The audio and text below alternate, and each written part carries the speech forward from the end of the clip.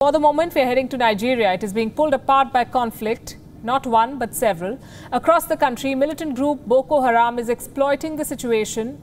The President, Buhari, is failing to stop the atrocities. Nigerians are calling for his resignation and demanding an explanation. Here's a report. Nigerian President Muhammadu Buhari's throne is shaking. In June, angry protesters burnt down a billboard bearing his face. His election in 2015 had brought hope. Nigerians thought, as a retired army general himself, he would end the violence. But the situation has become worse. Now the entire country is gripped by multiple conflicts. Islamic militants Boko Haram are thriving in the northeast. Armed bandits are laying siege in the northwest and center. There are deadly clashes between farmers and herders. Organized gangs are taking over the streets in the southwest.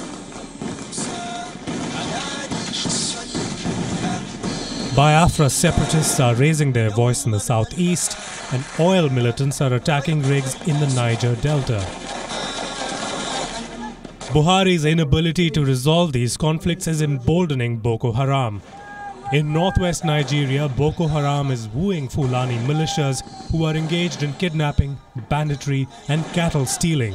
The lines between ethnic clashes and terrorism has become blurred.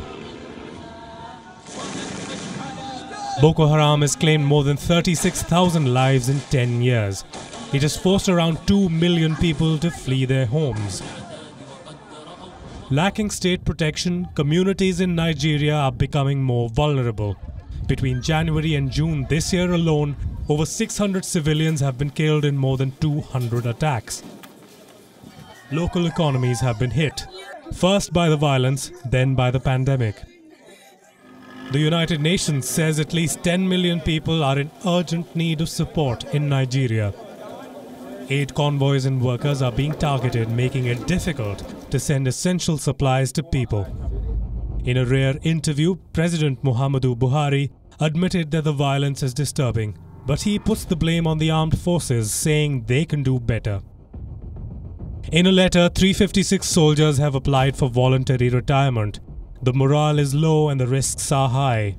The Senate has passed a resolution asking the service chiefs to step down, but the army chief has placed the blame on Nigerians. He said Nigerians must stop the violence. His comments took the country by storm.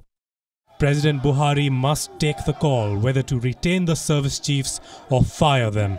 But he must realize that his own position is in jeopardy. It's time for all of them to answer the question: how did Africa's most populous and largest economy end up in this situation?